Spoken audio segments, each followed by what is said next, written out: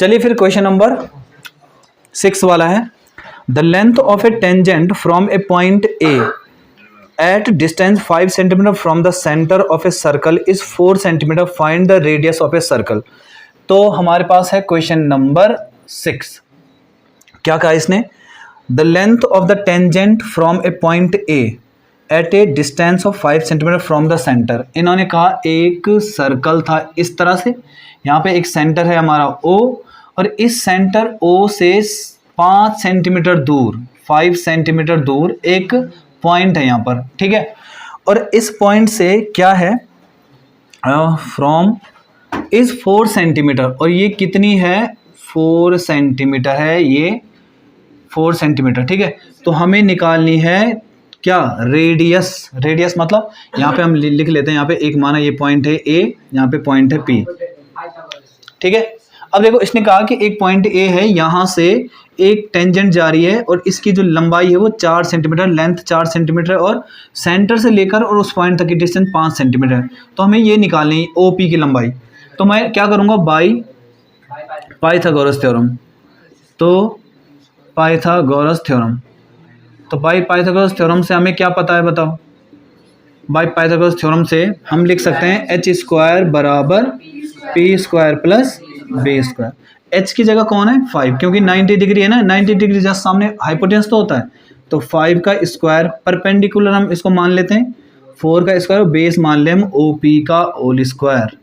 तो 5 का होता है 25 इक्वल टू 16 और प्लस OP का स्क्वायर।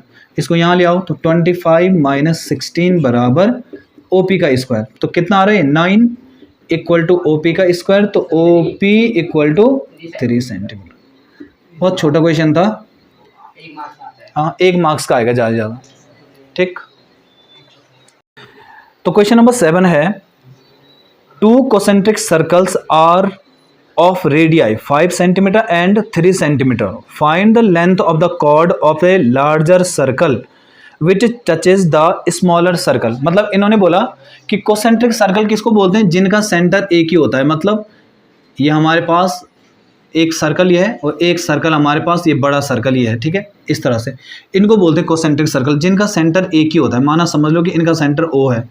ये कह रहा है कि 2 सर्कल ऐसे हैं कि एक की रेडियस तो 5 सेंटीमीटर है, मतलब यहाँ से लेकर यहाँ तक 5 सेंटीमीटर है पूरी, और एक की जो है 3 सेंटीमीटर है, और हमारी ये कितनी है, 3 सेंटीमीटर। हमें क्या करना है, कॉर्ड की लंबाई बतानी है जो कि अंदर वाले सर्कल के लिए क्या थी, टेंजेंट थी। मतलब यहाँ पे एक पॉइंट मान लेते हैं, ये P है, समझ में आया। तो मुझे क्या करना है, इस कॉर्ड की लंबाई बतानी है, इस कॉर्ड की लेंथ बतानी है ये। तो हम क्या करते हैं, यहाँ पे अगर 5 सेंटीमीटर तो ये भी तो 5 सेंटीमीटर होगा, मानते हो, ठीक है। ये दोनों 5 है तो ये भी 5 सेंटीमीटर होगा। और यहाँ पर सर्कल की जो रेडियस होती है वो हमेशा टेंजेंट पर क्या एंगल बनाती है, 90 डिग्री एंगल बनाती है। तो हम यहाँ पे नाम दे देते हैं O, यहाँ पे M दे दे, यहाँ पे N दे दे। चलो तो पहले हम ये वाला ट्रायंगल लेते हैं, हम लिख लेते हैं यहाँ पे इन ट्रायंगल OPN, ठीक है। तो OPN। अच्छा, इस ट्रायंगल में यहाँ पे 90 डिग्री है तो पाइथागोरस थ्योरम पक्का लग सकती है। तो मैं एक काम करता हूँ, इस NP को ना मैं X मान लेता हूँ। चलो नहीं भी मानोगे तो चल जाएगा, ठीक है, तब NP लिखना पड़ेगा पूरा। तो इस ट्रायंगल में पाइथागोरस थ्योरम लगाओ। तो बाई पाइथागोरस थ्योरम से, तो पाइथागोरस थ्योरम, तो पाइथागोरस थ्योरम से हमारे पास क्या होता है बताओ, h² बराबर p² प्लस b²। तो h की जगह क्या रख सकता हूँ मैं बताओ, 5 का स्क्वायर, परपेंडिकुलर हमारा 3 का स्क्वायर, बेस हमें नहीं पता तो x²। ये होता है 25 माइनस का 9, क्योंकि 3 का स्क्वायर और वहाँ माइनस में चले गया, तो यहाँ पे x²। कितना आएगा, 16 बराबर x²। तो x इक्वल टू 4 सेंटीमीटर। अब सोचो जरा, ये 4 सेंटीमीटर, चाहो आप तो इसमें भी पाइथागोरस थ्योरम लगाओ, नहीं भी कर लिखते हो तो आप सिमिलरली करके आप लिख भी सकते हो। और या तो फिर एक तरीका और है कि आप इन दोनों ट्रायंगल को ना कॉन्ग्रुएंट प्रूव करो। तो कैसे, ये मुझे बताओ, OP इक्वल टू OP है, दूसरी बात NO इक्वल टू MO है क्योंकि दोनों ही 5 सेंटीमीटर है, और दूसरी बात OP इक्वल टू OP कितना हो गया, राइट एंगल, मतलब एक राइट एंगल बराबर है, यहाँ पे 90 है तो इधर भी तो 90 होगा। तो एक राइट एंगल, एक हाइपोटेनस और एक अदर साइड, तो बाई RHS से दोनों ट्रायंगल क्या हो गए, कॉन्ग्रुएंट। और जब कॉन्ग्रुएंट हो तो NP इक्वल टू PM। तो इसका मतलब 4 सेंटीमीटर ये है, तो 4 सेंटीमीटर ये है। तो मैं क्या कर रहा हूँ यहाँ पे सीधे सिमिलरली, हाँ वैसे भी कर सकते हो। यहाँ पे आप पाइथागोरस थ्योरम लगाओ और वैसे, अगर सिमिलरली भी लिखना है ना, सिमिलरली, तो आप लिख सकते हो, ठीक है। सिमिलरली कर लो, मतलब यहाँ पे भी हमने पाइथागोरस थ्योरम लगाई और हमारी MP भी हमारा कितना आ गया, 4 सेंटीमीटर। सो क्या लिख सकता हूँ मैं कि NM, so NM equal to कितना आ रहा है हमारा, 4 + 4 इक्वल टू 8 सेंटीमीटर। देखो ना, जब ये 4 है तो ये वाला बगल वाला भी तो 4 होगा। किससे, कॉन्ग्रुएंसी से भी कर सकते हो आप। इन दोनों ट्रायंगल को कॉन्ग्रुएंट प्रूव कर लो, या तो इसमें भी पाइथागोरस थ्योरम लगाओ, उससे भी हमारा हो सकता है। तो वहां से हमारा 8 सेंटीमीटर आ गया। सही है, कुछ चीज पूछनी है तो बोलो, ठीक। तो क्वेश्चन नंबर 8 है, a quadrilateral ABCD is drawn to a circumscribing a circle, prove that AB + CD + equal to AD + BC। देखो इन्होंने क्या कहा है कि इस तरह से, ऐसे, ये इस तरह से भाई, ठीक है। एक हमारे पास इस तरह से एक फिगर है और ये कह रहा है कि हमें प्रूव करना है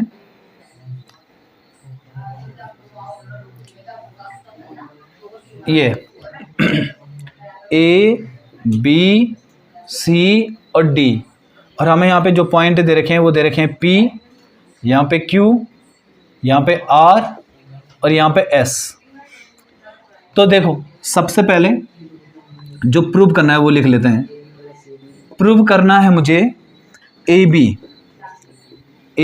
प्लस, बताओ, CD equal to AD + BC। अब ध्यान दो जरा, ये बहुत अच्छा क्वेश्चन है, इंपॉर्टेंट क्वेश्चन है।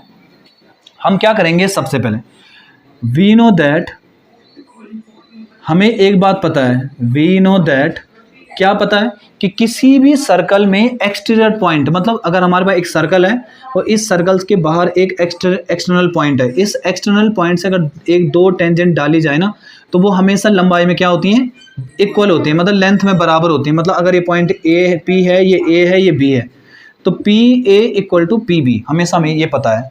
तो हम क्या करेंगे, वी नो दैट, हमें क्या पता है कि B से लेकर P तक और B से लेकर Q तक बराबर होगा। तो मैंने यहाँ पे लिख दिया है कि BP = BQ, इक्वेशन नंबर 1। मानते हो? अच्छा, क्या मैं यहाँ पे ऐसा लिख सकता हूँ कि AP किसके बराबर होगा, AP AS के बराबर? चलो ठीक है, इक्वेशन नंबर 2। फिर यहाँ से क्या मैं DS जो है DR के बराबर लिख सकता हूँ?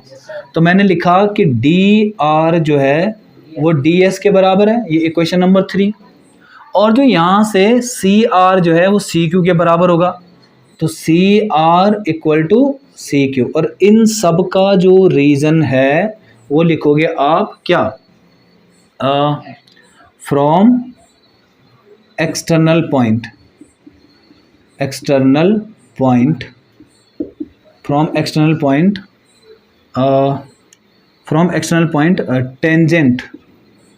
tangents are equal।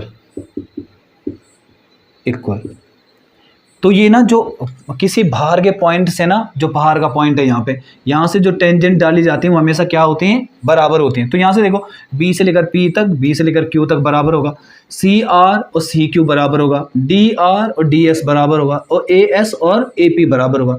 तो हम करेंगे क्या, सारी इक्वेशंस को हम ऐड कर लेते हैं। तो कैसे करेंगे, देखो एडिंग इक्वेशन 1 + 2 + 3 + 4 सबको ऐड कर दो। तो ऐड कैसे करेंगे, देखो लेफ्ट ऐड होगा, राइट ऐड होगा। तो करो जरा, लेफ्ट ऐड करेंगे अगर सबको हो तो देखो कैसे करेंगे, BP + AP, फिर प्लस DR + CR, और राइट हैंड साइड में कौन कौन होगा, BQ, और यहाँ CQ जोड़ दो पहले, क्योंकि दोनों में एक कॉमन पॉइंट है ना। तो भाई जोड़ने के लिए तुम आगे पीछे जोड़ सकते हो ना, तो BQ + CQ, चलो जोड़ दो, BQ + CQ और साथ में AS + DS।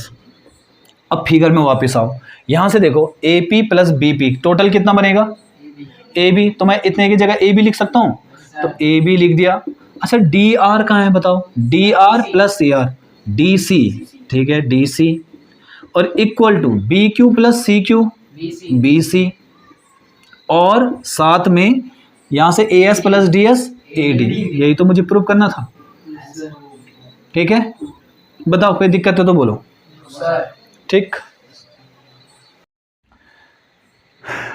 चलिए फिर क्वेश्चन नंबर 9 पे आते हैं। क्वेश्चन नंबर 9 में फिगर दिया है कि X Y and X dash Y are two parallel tangents to a circle with centre O and another tangent A B with point of contact C intersecting X Y at A and X Y at A, X dash Y dash at B, prove that A O B, A O B मतलब ये पूरा angle मुझे दिखाना है कि 90 degree है। ठीक है, तो चलिए करते हैं। सबसे पहले मैं क्या करता हूँ, मैं इन दोनों ट्रायंगल्स में देखता हूँ, ये दोनों ट्रायंगल जिसका नाम है पी ओ ए और दूसरा सी ओ ए, ये दोनों ट्रायंगल्स दिख रहे हैं ना ये तुम्हें, मुझे इन दोनों ट्रायंगल्स को क्या प्रूव करना है, मुझे कॉन्ग्रुएंट प्रूव करना है। तो सबसे पहले आते हैं, देखो कौन सा, in triangle P O A and triangle C O A. तो बताओ पहली बात मुझे जो इन दोनों में तुम्हें सेम लग रही है। हाँ, ओ ए कॉमन है, चलो ठीक है, ओ ए इक्वल टू ओ ए, क्योंकि वो दोनों में क्या है, कॉमन है। फिर उसके बाद दूसरी बात, क्या मैं O P equal to O C बोल सकता हूँ, क्योंकि वो सर्कल की क्या है, रेडियस नहीं है क्या, बताओ, ओ से लेकर पी तक, ओ से लेकर सी तक बराबर होगा, सर्कल की रेडियस है। तो मैं यहाँ पे बोल सकता हूँ कि O P equal to O C, क्योंकि वो रेडियस है। ठीक है, फिर क्या मैं यहाँ पे ऐसा बोल सकता हूँ कि ये एंगल पी और एंगल सी ये भी बराबर हैं, तो angle P equal to angle C, क्योंकि दोनों ही 90 डिग्री हैं, क्योंकि रेडियस जो है वो टेंजेंट पर हमेशा क्या बनाती है। तो बाई किससे क्राइटेरिया बताओ, बाई आर एच एस से, आर एच एस। ठीक है, आप चाहो तो ऐसा भी लिख सकते थे, कैसे, ए से लेकर पी तक और ए से लेकर सी तक बराबर है, तो फिर कौन सा क्राइटेरिया लग जाता, हाँ, क्योंकि एक्सटर्नल पॉइंट है ना यहाँ पे, एक्सटर्नल पॉइंट से दो टेंजेंट जो कि सर्कल पर पड़ रही हैं, तब एस एस एस लगता, कैसे, ये वाली साइड इसके बराबर, ये वाली साइड खुद उसके बराबर, और साथ में ये वाला इसके बराबर। ठीक है, कौन सा एंगल पी, तब एस ए एस लगता, हाँ एस ए और एस। ठीक है, तो कौन सा कोई भी क्राइटेरिया, तो मैंने यहाँ पे आर एच एस लिया, तो भाई आर एच एस से ट्रायंगल पी ओ ए कॉन्ग्रुएंट हो जाता ट्रायंगल किसके, सी ओ ए के। ठीक है भाई, दोनों ट्रायंगल ना सिमिलर हो गए, तो क्या मैं ऐसा बोल सकता हूँ कि ये वाला एंगल 1 और एंगल 2 दोनों बराबर हो जाएंगे सीपीसीटी से। तो angle 1 equal to angle 2, reason क्या है, सीपीसीटी। सही है, बताओ। अच्छा, अब उसी तरह से ना इन दोनों ट्रायंगल्स में एंगल 3 और एंगल 4, इन दोनों को मुझे सिमिलर प्रूव करना है। तो सिमिलर प्रूव करने के लिए ये सब करने की जरूरत नहीं है दोबारा, सिर्फ सिमिलरली लिख लो। ठीक है, तो बाय सिमिलरली, तो सिमिलरली हमें ये भी पता है कि ट्रायंगल क्या क्या नाम है इनका, triangle Q O B congruent हो जाएगा उसी तरह से ट्रायंगल किसके, क्यू लिया ना पहले, तो यहाँ से सी ओ बी। तो भाई ये दोनों ट्रायंगल ना कॉन्ग्रुएंट हो गए, कॉन्ग्रुएंट तो एंगल 3 एंगल 4 के बराबर हो जाएगा, मानते हो, और इसका रीजन क्या होगा, सीपीसीटी। अच्छा, अब मुझे ये बताओ, यहाँ से लेकर घूम के मैं आ गया 1 से यहाँ और एंगल 4 तक, कितना एंगल बनेगा, 180। तो लीनियर पेयर से, ठीक है, तो हम यहाँ पे लिख सकते हैं कि angle 1 plus angle 2 plus angle 3 plus angle 4 equal to कितना बनता है। मुझे ये बताओ पहले, तुम्हें प्रूव कौन से दो एंगल करने हैं, प्रूव 2 और 3 ना, 1 और 4 मेरे किसी काम के नहीं है। तो मुझे करना क्या है कि 1 और 3 को ना रिप्लेस करना है इनके ही एंगल्स के साथ, जो तुम्हारे इक्वेशन ये वाली है। सही है, ऐसा क्यों कर रहे हैं हम, देखो ना, हमसे ए ओ बी पूछा गया है भाई, ए ओ बी मतलब 2 और 3 के बारे में पूछा गया है, 1 और 4 के बारे में कोई बात ही नहीं हो रही, तो नहीं हो रही तो उनको हटाओ वहाँ पर, इस वाले इक्वेशन से हटाना पड़ेगा ना। तो देखो, एंगल 1 चाहिए क्या मुझे, नहीं चाहिए, तो एंगल 1 की जगह क्या लिखा जा सकता है, एंगल 2। तो मैंने एंगल 2, यहाँ पे भी एंगल 2, एंगल 3 चाहिए, हाँ चाहिए मुझे एंगल 3, एंगल 4 नहीं चाहिए, एंगल 4 की जगह क्या लिखूंगा मैं, एंगल 3, ठीक है। और बराबर में 180। बताओ दोनों में यहाँ पे 2 लिख सकता हूँ, 2 एंगल 2, और यहाँ पे भी 2 एंगल 3 बराबर 180, ठीक है। क्या इन दोनों में कुछ कॉमन है, क्या कॉमन है, 2 कॉमन है, तो अंदर बचेगा एंगल 2 प्लस एंगल 3 बराबर 180, और जो यहाँ इनटू है वहाँ जाके डिवाइड, तो यहाँ से बोल सकता हूँ मैं क्या कि angle 2 plus angle 3 equal to, और एंगल 2 और एंगल 3 को क्या नाम दे सकता हूँ मैं, ए ओ बी, तो angle A O B equal to 90 degree, और मुझे यही प्रूव करना था।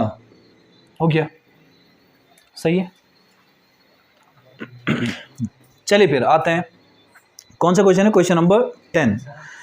तो prove that the angle between the two tangents drawn from the external point to a circle is supplementary to the angle subtended by the line segment joining the point of a contact at the center। इन्होंने कहा कि एक circle है इस तरह से, और इस सर्कल के बाहर किसी पॉइंट से, इस पॉइंट से 2 टेंजेंट में डाल सकता हूँ ऐसे, और यहाँ से मैंने ये डाल दिया इस तरह से, ठीक है। ये है माना यहाँ पे एक पॉइंट ऑफ कॉन्टेक्ट, मतलब सॉरी एक एक्सटर्नल पॉइंट है P, और यहाँ से 2 टेंजेंट डाली मैंने A, और एक दूसरा पॉइंट है यहाँ पे B, और यहाँ पे हमारा सेंटर है O। इस सेंटर से लेकर यहाँ तक जो है ये रेडियस होती है, और ये भी हमारी रेडियस है। मुझे ये प्रूव करके दिखाना है कि ये वाला जो एंगल है और ये वाला जो एंगल है, ये दोनों कौन सा, एंगल P और एंगल O, ये दोनों मिलके ना 180 डिग्री बनाते हैं। तो मुझे पता है कि जो रेडियस है वो 90 डिग्री एंगल बनाती है टेंजेंट पर, बनाती कि नहीं बनाती। तो अब यहाँ पे मुझे ना इसको प्रूव करना है कि ये मैं मान लेता हूँ कि ये x है, और इसे मान लेता हूँ कि ये y है। तो हमें क्या प्रूव करना है कि ये वाले और ये वाला, इन दोनों को जोड़ के 180 आएगा। तो देखो हम यहाँ पे लिखेंगे इन क्वाड्रिलेटरल, क्या नाम है इसका क्वाड्रिलेटरल का, AOBP। तो इन क्वाड्रिलेटरल AOBP। अच्छा AOBP में मुझे क्या पता है कि क्वाड्रिलेटरल है क्यों, क्योंकि 4 साइड है ना उसकी, 1 2 3 4। तो क्वाड्रिलेटरल के चारों एंगल का सम, इंटीरियर एंगल का सम कितना होता है, 360। तो मैं यहाँ से A से स्टार्ट कर रहा हूँ। देखो तो angle A plus angle O plus angle B और प्लस एंगल P, ये मिलके कितना बनाते हैं, 360 डिग्री। एंगल A की वैल्यू बताएगा कोई, 90 डिग्री, क्योंकि रेडियस जो है हमेशा टेंजेंट पर कितना बनाती है, 90 डिग्री का एंगल बनाती है, ठीक है, इस तरह से। तो 90 एंगल O की वैल्यू तो हमने x मानी है, एंगल B भी कितना है, और एंगल P कितना है, y बराबर 360 डिग्री। तो 90 कितना होता है, 180, और साथ में x प्लस वाई बराबर 360 डिग्री, और जो यहाँ 180 प्लस का है वहाँ जाके माइनस का, तो x plus Y equal to 360 minus 180, तो कितना आ रहा है, x plus Y equal to 180 degree. और ये हमें प्रूव करना था कि ये दोनों मिलके कितना बनाते हैं, 180 डिग्री बनाते हैं, ठीक है।